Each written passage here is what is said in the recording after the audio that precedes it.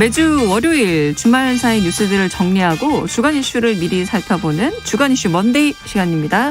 톡 쏘는 사이다처럼 주간 이슈를 해설하는 시사계의 피오나 공주 노영희 변호사님 안녕하세요. 안녕하세요. 노영희입니다. 네, 시사 래퍼 랩진봉 성공회대 신문방송학과 최진봉 교수님 안녕하세요. 안녕하세요. 네, 두 분 다 반갑습니다. 네.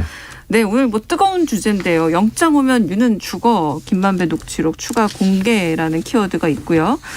네, 오늘 두 분 모시고 이제 본격적으로 이야기 시작해 보겠는데요. 앞서서 이제 더불어민주당 총괄선대위원장을 맡은 우상호 의원이 어제 기자회견을 열었고 윤석열 후보가 언급된 김만배 씨 녹취록을 추가 공개했습니다. 우선 이 내용 들어보고 오늘 아침 우상호 의원 발언 들어보고 이야기 나누겠습니다. 첫 번째 내용은 이제 이재명 후보나 유동규 씨에게 자기는 돈을 준 적이 없다. 이런 취지의 녹취록이 이제 하나가 있고요. 또 하나는 이제 윤석열 씨가 죄가 많아서 구속영장을 치면 사실 구속될 정도의 죄들이 있고 자기하고는 매우 가까운 관계인데 자기 손을 꼭 잡고 우리 김 부장 잘 아는데 위험하지 않게 해 이렇게 얘기했다는 얘기. 그러니까 사실은 서로 간에 굉장히 위험한 일, 불법적인 일을 혹은 불법에 가까운 일을 했는데 그걸 잘 안 들키게 하라. 뭐 이런 식으로 했다는 취지의 녹취록들이 이제 어제 공개했죠. 그동안 윤석열 후보 측에서는 김만배를 잘 모르는 사이다. 상가집에서 잠깐 스쳐 지나가면 인사만 나눈 사이다. 이렇게 주장해 왔지 않습니까? 그런데 실제로는 굉장히 깊은 관계고 모종의 어떤 서로 봐주고 또 봐주는 어떤 모종의 관계가 있으니까 위험하지 않게 하라. 이런 얘기를 할 수 있는 것이죠. 우상호 의원이 추가로 공개한 이 녹취록에는 윤석열이 죄가 많다. 윤석열 영장 들어 윤석열 죽어. 우리 김 부장 김만배 씨 잘 아는데 위험하지 않게 해. 이런 말들이 있었습니다. 어떻게 보셨나요? 아니 말이 안 되잖아요. 말이 안 된다고 제가 표현한 것은 지금까지 그렇게 대장동 관련해서 이재명 후보를 공격하고 이재명 후보가 모든 문제에 개입돼 있는 것처럼 공격하는 국민의힘이었는데 윤석열 후보 이름이 지금 녹취록에서 두 번째 또 나왔지 않습니까? 지난번에 한번 김만배 씨가 내가 가진 카드면 죽어 이런 얘기도 했잖아요. 그때도 그때는 황당한 거짓말이다. 녹취록 다 사실이 아니다. 그럼 그 전에 그분 가지고 그렇게 이재명 후보를 공격할 때는 왜 그게 사실 아닌데 그렇게 공격을 하셨는지 이해가 안 되고 이번에도 이거 보세요. 손 잡고 물론 지금도 사실이 아니라고 주장을 하시니까 그건 국민의힘의 주장이지만 이게 사실은 얼마나 황당한 일입니까? 김만배 씨하고 지금 윤석열 후보하고 가깝다는 얘기잖아요. 얼마나 가까우면 손을 잡고서 내가 아는데 너무 하지 마라 이런 거잖아요. 결국은 그런 얘기를 할 정도라고 하면 한두 번 만나가지고 되겠습니까? 상가집에 잠깐 먼발치에서 보고 인사할 정도 이런 얘기가 다 말이 안 되는 것이고 지금 영장 치면 죽는다 이런 표현도 윤석열 후보와 관련된 여러 가지 얘기들을 알고 있다는 뉘앙스로 들리잖아요. 이게 사실이라고 하면. 그러면 김만배 씨와 윤석열 후보는 과연 어떤 관계인가? 거기다 박영수 특검도 지금 같이 연관돼 있지 않습니까? 이분들의 관계가 지금 그렇게 대장동 이슈를 가지고 공격하고 성남에 가서 공격하고 이랬던 모든 일들이 과연 본인은 깨끗한 건가 그러면 본인은 관계가 없는 건가 이런 이슈 갈 수밖에 없다. 지금 이 사안은요 특검해야 돼요. 저는 네. 법조 카르텔이라고 생각하거든요. 이게 그냥 김만배 씨가 법조 기자를 하면서 사법부에 있는 분들 판사했던 분들 검사했던 분들 거기에 윤석열 후보도 포함된다고 보여지는데 이런 분들과 연관성이 얼마나 깊으면 녹취록 이런 얘기를 할 수가 있을까. 그럼 윤석열 후보도 과연 대장동 이슈에 자유로울 수 있습니까? 그렇게 토론해서 막 공격하고 밀어붙이시던데 특검에서 정말 윤석열 후보도 관계가 없는지 하는 부분을 밝혀내야 된다고 봅니다. 저는. 네. 어떻게 보세요? 지금 이게 여러분들이 이제 생각하는 게 이거예요. 녹취록에 나오는 말하고 그 녹취록에 대해서 나중에 문제가 되었을 때 그게 사실이다 아니다라고 말하는 부분 이거는 분명히 구분을 해줘야 되는데 예컨대 김만배 씨가 이제 이 녹취록에 얘기가 나오고 나니까 이거 내가 그냥 좀 허풍 떤 거다 이렇게 말하잖아요. 근데 상식적으로 생각해 보세요. 상대방이 녹음하는 거를 모르는 상황인데 상대방이 게다가 회계사, 변호사 아주 이런 프로젝트 파이낸싱이라든가 이런 시행 관련해서 빠끔이들이에요. 오랫동안 해왔던 사람들이기 때문에 그런 사람들한테 이익 배분과 관련해서 내가 돈을 좀 더 챙기기 위해서 이렇게 허풍을 떨었다. 이게 과연 가능한 일이겠습니까?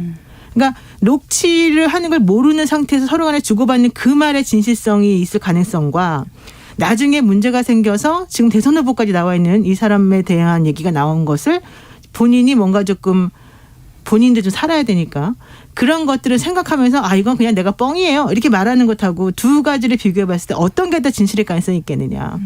상식적으로 생각해 보더라도 내가 상대방하고 아무런 그런 이해관계가 있고 없고 떠나가지고 말할 수 있는 상황에서의 그런 그 둘 간의 관계를 고려해 보거나 전체적인 맥락을 고려해 봤을 때 녹취록에 나오는 말은 그대로 사실일 가능성이 매우 높다. 첫 번째. 두 번째. 녹취록에 나오는 말 중에 누군가에게 특정에 불리하게 나오는 그런 부분, 불리하게 들릴 부분에 대해서 아니다라고 말하는 것은 본인의 몸보신용으로 나중에 가서 수습하는 용으로 사실 했을 가능성이 매우 높다. 이제 이렇게 지금 제가 봐야 되는 게 첫 번째고요. 그게 상식적일 것 같아요. 두 번째로는 실제 이 녹취록이라고 하는 게 전파되는 가능성이 두 가지가 있습니다. 첫 번째로는 그 피고인들이 변호인을 통해서 이 기록 같은 것들을 전부 다 이렇게 수사 기록 같은 거 다 이제 제공된 거니까 네. 복사해가지고 그것을 가지고 있다가 슬쩍슬쩍 흘리는 방법이 하나가 있고 또 하나는 검찰에서 이것들을 제공해주는 방법이 있어요. 정영학 씨도 피고인이기 때문에 이 녹취록이 사실 흘러 들어가는 과정이나 여러 가지 것들을 살펴보게 되면 사실은 본인들에게 유리한 방향으로 몇 개만 남겨두고 몇 개는 제공하는 방향으로 그리고 또 그런 것들을 언론 보도용으로 뿌리는 가능성이 매우 높다는 건데 그래서 이 민주당 선대위에 어떻게 이 녹취록이 들어갔는가 이런 그래서 질문들도 있답니다. 그 부분 관련해 가지고 대답을 해드리면 네. 이게 원래 먼저는 윤석열 후보 측에도 갔다는 거예요. 국민의힘 측에. 그리고 일부는 또 민주당에도 갔다는 거예요. 양쪽이 전부 다. 근데 제가 듣기로는 윤석열 후보 측에 간 게 이제 좀 꽤 됐는데 거기서 사실은 이재명 후보 관련된 내용이 뭐가 나오지를 않아가지고 이제 말을 못하고 있었다. 이건 전부 다 제 생각입니다. 제가 그냥 들은 얘기라서 네. 정확하지 않습니다, 여러분. 네. 그랬다는 얘기가 있어요. 그러다가 이제 요즘에 하도 문제가 되니까 이제 민주당 쪽에도 요게 이제 흘러 들어간 것 같아요. 그래서 전체적으로 이 상황을 객관적으로 가지고 냉정하게 분석을 해본다면 만약에 그런 녹취록이 국민의힘이 사실은 검찰 쪽에 더 라인이 훨씬 많은데 그쪽에 제공이 안 되고 민주당에만 제공이 됐을까요? 전혀 아니란 말이에요. 그러다 보니까 이게 제공이 되어져 있는 것을 왜 그동안에 국민의힘 측에서는 명백하게 보여주지 않으면서 이런 얘기를 하지 않았을까? 본인들에게 별로 유리한 내용이 없었기 때문이 아니었을까라는 합리적인 의심을 할 수밖에 없는 거고 두 번째로는 그렇다면 민주당에서는 왜 그동안 대응을 못했을까? 없으니까. 녹취록이 없었으니까. 그러다가 최근에 와가지고 이제 이게 드디어 이제 밝혀지면서 문제가 됐으니까 이렇게 볼 수 있는 거죠. 그 다른 보도도 있었어요. 주말에 대장동 녹취록 속 그분이 누구다가 작년 국정감사부터 뭐 계속 나왔는데 이재명 후보가 아니라 현직 대법관이다라는 설이 있습니다. 네. 네, 맞아요. 지금 말씀하신 것처럼 이 한국일보 보도에 따르면 그 현직 대법관이다 얘기를 했고 그분이 이제 법원 행정처장도 했다 이런 얘기까지 나오고 있지 않습니까? 구체적으로 누구라고까지 뭐 한간에 떠들고 있는데 어쨌든 뭐 제가 그 이름까지 얘기하고 싶진 않고요. 중요한 건 뭐냐면 그분 가지고 얼마나 공격을 했습니까? 네. 그러니까 이제 민주당에서 이렇게 얘기할 수밖에 없는 거죠. 국민의힘이 그렇게 그분 가지고 이재명 후보라고 엮어서 이재명 후보가 주범인 것처럼 그렇게 몰고 갔는데 이제 와서 그분의 실체가 다른 사람으로 드러났고 언론 보도에 따르면 그분이 대법관인 걸로 보여지는데 그렇다고 하면 여기에 사과해야 되는 거 아니냐 이렇게 지금 반격을 하는 거죠. 네. 그리고 이재명 후보 관련해서 그렇게 국민의힘이 얼마나 열심히 노력을 했겠습니까? 저는 개인적으로 그렇게 생각합니다. 대선을 앞두고서 연관성을 찾으려고 그냥 명확하지 않은 증거를 가지고 그분이란 말 나오니까 누군지 왜냐하면 그분 같은 경우에 그 당시에 지검장이 한번 나와서 국회에서 얘기도 했어요. 명확하게 이건 정치인 아니다라고까지 얘기했잖아요. 네. 그런데도 계속 그분이 이재명 아니냐 이렇게 공격을 몰아붙였거든요. 근데 지금 그때 지검장의 말과 이 말과 연관을 하면 검찰에서 볼 때는 그분이 이재명이 아니라고 명확하게 알고 있는 거잖아요. 그러니까 네. 그 부분에 대해서는 국민의힘 입장에서는 이건 좀 저는 반성까지 해야 된다고 얘기하면 또 싫어하실 수 있으니까 사과해야 된다고 저는 봅니다. 개인적으로. 그러니까 아까 노영희 변호사께서 말씀하신 것처럼 피고자 측에서 나올 수도 있지만 검찰 측은 그분에 대해서 파악하고 있었을 거라는 말입니다. 파악하고 있었다는 얘기 네. 나오죠. 그러니까 검찰에 메모가 적혀 있었대잖아요. 네. 왜냐하면 그 당시에 처장을 지내고 법관으로서 대법관으로서 처장을 지내고 재판에는 못 들어가고 그러면서 김한배 씨나 대장동 팀하고 연관 있을 사람은 누구겠어요?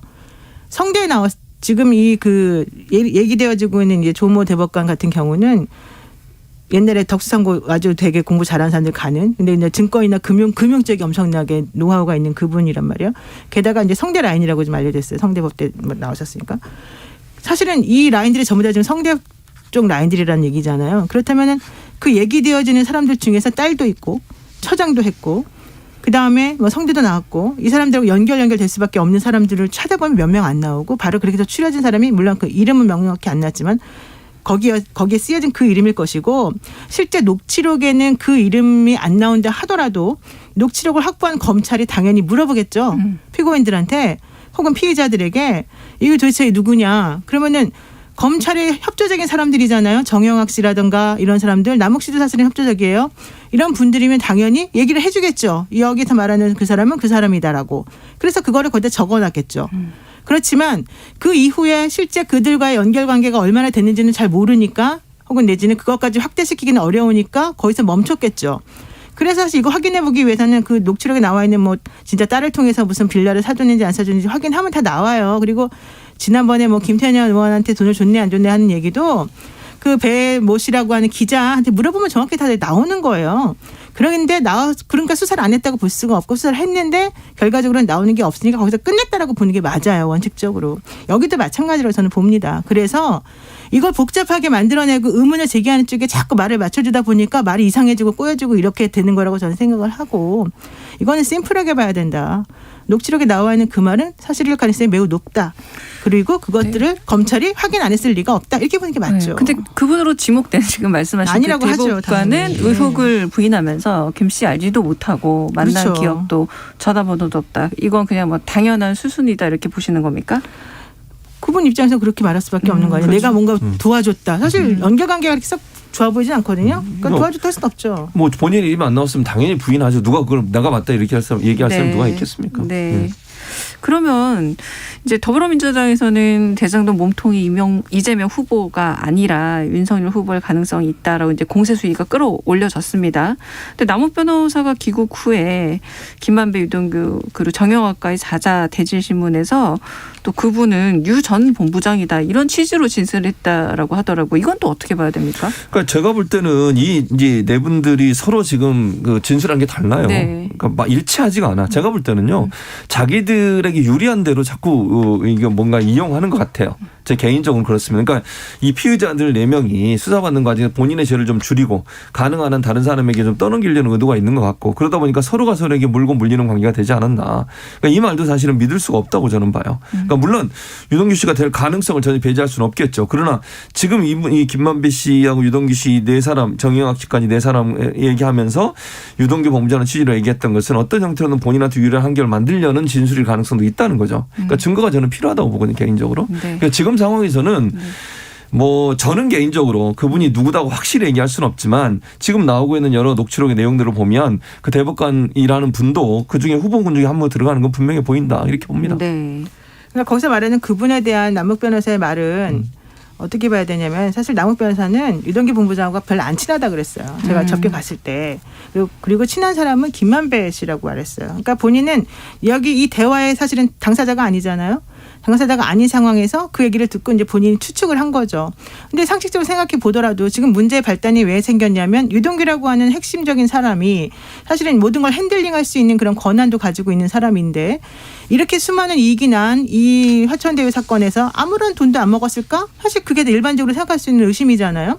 그러니까 거기에서 이 건의 절반은 그 사람 거야라고 얘기를 했을 때 남욱 씨 같은 경우 예를 들면 멀리 떨어진 사람으로서 그 사람이겠지라고 말할 수밖에 없을 게 아닌가. 그렇잖아요. 그렇게 생각을 저는 해요. 그런데 김만배 씨한테 이제 제가 그래서 그것도 물어봤죠. 남욱 씨한테도 물어보고 김만배 씨한테도 물어보고. 김만배 씨가 그 사람은 그 가치관이 그런 사람이 아니다. 딱 잘라서 정확히 말을 하더라고요. 실제 본인이 준 것도 없고 그다음에 만약에 돈을 줬다 하더라도 거기서 끝나지 그 위로 올라갔을 가능성이 없다고 명확히 말을 했어요. 그런데 만약 그 말에 저는 조금 더 믿는 게 만약에 그 말이 안 맞고 유동규 씨가 뭔가 돈을 받거나 실질적인 권리자였다라고 한다면 혹은 그 유동규를 매개로 해서 위로 더 올라갔다라고 한다면 지금 검찰이 어떤 검찰입니까? 이 검찰 라인에서 혹은 수사하는 관행을 살펴봤을 때 이재명 후보가 이렇게 살아남을 수 있을까? 저는 절대 못 살아남는다고 봐요. 그래서 오히려 전체적인 매너가 다 살펴보면은 남욱 씨는 대화 당사자가 아닌 상황에서 조금 본인의 이제 추측과 그냥 일반적인 의심이죠. 그런 것들을 섞어가지고 이제 말을 했을 가능성이 매우 크고 그래서 실제 그분이 누군지 정확히 모르는 상황에서 말했을 가능성이 매우 커 보인다. 방금 말씀 중에 나왔지만 남욱 변호사와 김만배 씨를 구치소에서 접견했다라는 뉴스가 나왔습니다. 원래 변호인 이외에 접견 잘 안 받쳐주는 걸 아는데 친분 있으신가 봐요. 당연히 친분이죠. 제가 2013년도부터 박영수 특검님이 그때 당시 대한변호사협회 회장 나오려고 할 때 저보고 박영수 특검님을 도와주라고 했던 사람들이 이 두 사람이에요. 남욱 변호사랑 김만배 씨가 저보고 좀 꼭 좀 도와달라. 그리고 저는 박영수 특검님 뭐 요즘도 말씀드립니다. 되게 인간적인 매력이 있으시고 되게 좋아했기 때문에 당연히 그때 열심히 도와드렸어요. 근데 이제 그때로부터 이제 관계가 시작이 됐고 물론 그 전에 제가 대한변호사협회 대변인 수석 대변인 4년 했기 때문에 김만배 씨하고 당연히 법조 팀장이었으니까 잘 알죠. 그러니까 다 알아요, 둘 다. 예. 그러니까 김만배 씨가 지난 2012년 총선 앞두고 여당 의원 측에 돈을 건넸다라는 진술도 이제 검찰이 확보했다라고 합니다. 야당은 이제 김태년 의원이다라고 이제 딱 찍어서 공세를 펴고 있는데 또 김만배 씨를 접견해 보니 또 사실이 아니다라고 사실이 말했다고요? 아니죠. 왜냐하면 네. 남욱 씨가 얘기한 거는 본인이 줬다는 것도 아니고 그 아까 제가 말한 배모라고 하는 기자가 만들어온 그 돈을 가지고서 김만배 씨에게 전달해가지고 그 돈이 넘어갔다는 얘기였잖아요. 그러니까 본인이 그냥 그렇게 알고 있다라고 하는 얘기를 적었을 뿐이잖아요. 그러니까 사실은 실제 전달이 됐는지 안 됐는지도 모르는다라는 게 그 사람 말 그 자체에 나와요. 그러니까 첫 번째 그러면 정말로 전달했냐 물어보면은 그 배모라는 기자하고 김만배 씨가 제일 잘할 거 아니에요. 보좌관 3명하고. 근데 지금 다 확인해봤더니 전부 다 아니었다라고 나오고 전세보증금하고 뭐 생활비 일부러 썼다는 거잖아요. 그럼 일단 검찰에서 다 수사를 해봤는데 아니는 걸로 나왔잖아요. 게다가 두 번째 정황적인 증거들 있죠. 2012년도 그 당시에는 김태년 의원 같은 경우는 의원도 아니었고 네. 그다음에 그때 당시에 이재명 후보가 밀던 사람은 김태년 의원이 아니었어요. 그쪽이 이제 지역구이겠지만은 그러니까 되게 핍박받았다고 스스로 생각하고 있어요. 그러면 이재명 후보한테 사실은 이런 것 저런 것 때문에 힘들어하던 사람들이 김태년 의원한테 돈을 왜 줍니까? 우리가 돈을 준다는 것은 돈을 줘서 뭔가 얻어낼 게 있어야지 돈을 주는 거잖아요. 네. 그냥 막 구걸하는 것도 아닌데 그 기본적으로 김태년 의원한테 줘가지고 아무런 이득이 없는 거예요. 그러니까 객관적인 정황을 보더라도 그렇고 당시 의원도 아니었고 여러 가지를 짬뽕에서 생각해 본다면 종합해서 생각해 본다면 짬뽕이라는 말은 부적절합니다. 네. 종합해서 생각해 본다면 이 당시에 이 의원이라고 한 사람은 다른 사람을 지칭했을 가능성이 크다. 네. 정말로 돈을 줬는지 안 줬는지 모르겠지만. 네, 최진봉 교수님 오늘 중앙선거관리위원회에서 주관하는 네. 첫 TV 토론회 있습니다. 경제 분야인 만큼 오늘 토론회 어떻게 보세요? 뭐 경제 분야 얘기하겠지만 주도권 토론에서 이 얘기가 나올 것 같아요. 제 생각에. 뭐 윤석열 후보는 잘 아시는 건 대장 뉴스를 지금 계속 토론회마다 얘기하고 있거든요. 근데 이제 여기에 반격이 들어갈 거라고 저는 봅니다. 지난번 토론에서 이재명 후보가 분명히 또 얘기했잖아요. 내가 가진 카드면 윤석열 죽어라는 김만배 씨 녹취록 가지고 공격을 했는데 거기에 대해서 명확한 얘기를 안 했어요. 그냥 웃어 넘겼거든요. 네. 그리고 이제 이재명 후보를 또 공격을 했는데 오늘도 아마 그런 얘기 나올 가능성이 저는 있다고 보면 특히 녹취록 관련해서 새로운 사실들이 많이 나오고 있기 때문에 지금까지 대장동 이슈를 이재명 후보하고 엮어서 계속 공격 포인트로 삼았는데 반전의 계기가 될 수도 있다. 그러니까 대장 이슈를 거론하는 순간 이제는 윤석열 후보의 연관성에 대해서 더 강하게 공격이 들어갈 가능성이 있다고 저는 봅니다. 네, 이제 웃고 넘어갈 수만은 없겠다라는 네. 말씀이시고요. KBS 일라디오 최영일의 시사본부 노영희 변호사 최진봉 성공회대 신문방송학과 교수와 함께 주간 이슈 먼데이 하고 있습니다. 주말 사이 윤석열 후보를 둘러싼 또 다른 의혹도 제기가 됐습니다.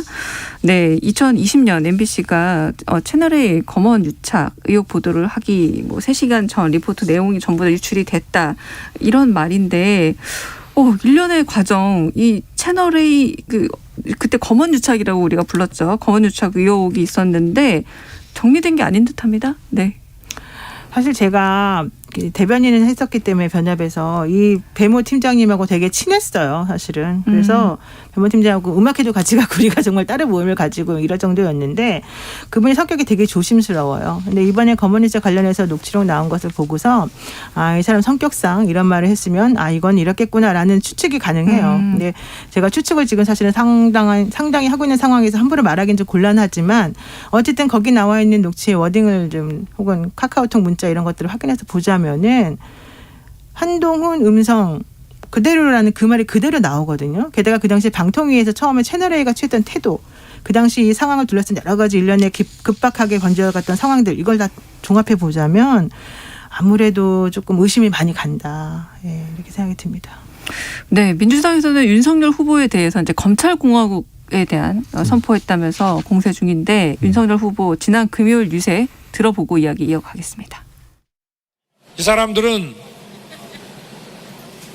법과 원칙에 따라서 내 편 가릴 거 없이 부정부패를 일소하겠다고 하니까 자기들에 대한 정치 보복을 한다고 합디다. 정치 보복을 누가 제일 잘했습니까? 이 원래 옛날에도 이 히틀러나 무솔리니 같은 이 파시스트들 아시죠? 이 사람들이 뒤집어 씌우는 거는 세계 최고입니다. 네, 적폐 수사 언급하면서 정치 보복, 뒤집어 씌운다, 히틀러, 무솔리니 어떻게 보시나요, 제 교수님? 네. 색깔론입니까? 제가 히틀러, 무솔리니, 파시스트 이런 얘기를 후보가 한다. 저는 정말 대단히 부적절하다. 그리고 무슨 근거로 이런 얘기를 하는지 모르겠어요. 적폐수사 얘기하는데요. 네. 적폐수사 얘기하면 그러니까 문재인 정부 출발해서 적폐수사했다면 두 가지 아니겠어요? 제가 볼 때는 박근혜 전 정권에 대한 국정농단 사건 그리고 이명박 전 대통령에 대한 수사. 이 두 가지 누가 했습니까? 아니 그 수사를 누가 진두지휘를 했고 누가 거기에 가장 많이 참여를 했습니까? 윤석열 후보 아닙니까? 본인이 서울중앙지검장 특검할 때도 팀장 했었죠. 그리고 검찰총장 했죠. 그분들 구속해서 재판받고 이제 처벌받을 때까지 그 검찰의 주요 직책을 윤석열 후보가 했잖아요. 그 자가당착이에요. 그러지 않습니까? 본인이 그걸 안 했다면 이런 얘기를 하는 게 또 어느 정도 이해가 될지 모르겠어요. 저는 뭐 이해도 안 되지만 본인이 검찰총장하고 서울지검장 하면서 이런 모든 일을 했으면서 그걸 도리어 파시스트다, 히틀러다, 무솔리니다 얘기하는 게 과연 맞는지 저는 이해가 안 돼요. 이런 말을 어떻게 할 수 있을까? 아니 국민들이 다 알고 있는 거잖아요. 지금. 그럼 본인이 했다는 거예요. 정치보복을. 그 논리를 그대로 따지자고 하면. 근데 이런 얘기 나오는 것 저는 이해가 안 되고요. 정치보복 문제도 그래요. 본인이 나중에 뭐 부정부패 일소하겠다고 얘기하는 그건 뒤에 설명하면서 이렇게 나온 거예요. 처음에 질문은 어떻게 됐습니까?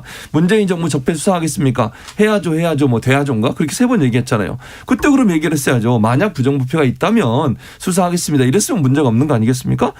뭐 쉬지도 않고 바로 해야죠 얘기했다는 건 적폐가 있다고 생각하는 뉘앙스가 충분히 거기에 담겨 있다고 볼 수밖에 없어요. 그럼 당연히 청와대에서 화가 날 수밖에 없죠. 만약 박근혜 이명박 전 대통령이었다 이런 얘기 듣고 가만히 있겠습니까? 그런 대통령이 누가 있습니까 세상에. 그래서 저는 이게 뭐 뒤집어 씌운다고 하는데 본인의 발언이 실수를 하신 거예요. 그럼 거기에 대해서 바로 잡으시든지 이래야지 이걸 가지고 마치 정치보복이 없는 것처럼 그렇게 얘기하시는 것은 저는 말의 뉘앙스가 전혀 다르게 해석하고 있다 이렇게 봅니다. 그러니까 특정 검사는 또 독립운동가에 준한다라는 표현을 썼고 또 이 과정에서 또 적폐 세력 심지어 이제 파시스트 논란까지 나왔는데 뭐 유세 과정에서 어퍼컷도 화제가 되면서 이제 이게 좀 더 정치 보복을 공고히 한다 뭐 이런 제스처다라는 평가도 있습니다. 어떻게 보세요? 사실 저는 윤석열 후보가 검찰의 대변자로서 지금 대선 후보에 임하고 있다 이 생각을 지울 수가 없습니다. 왜냐하면 자기가 5년 동안 내내 한 행동을 전부 다 부정하는 발언을 지금 하고 있고 그런 행동을 파시스트 독재 이렇게 지금 평가하고 있는 거잖아요. 그 한마디를 요약한다는 거는 누구 입장에서 파시스트 독재입니까? 그동안의 검찰이 한 행동에 대해서. 결과적으로는 문재인 정부가 검찰 개혁을 한다고 하면서 검찰이 가지고 있는 권력을 일정 부분 떼어내서 다른 쪽에다 분산시키려고 하니까 검찰이 보기에는 검사들이 보기에는 너무 황당무계한 거죠. 그러니까 이 사람들은 우리가 가진 권한을 무조건 뺏어가려고 하는구나라고 생각할 수밖에 없는 거고 그러다 보니까 검찰총장으로서 본인의 그 부하 직원들이나 검찰 조직을 위해서 이렇게 생각하는 것을 대변하는 것밖에 안 되는 거예요.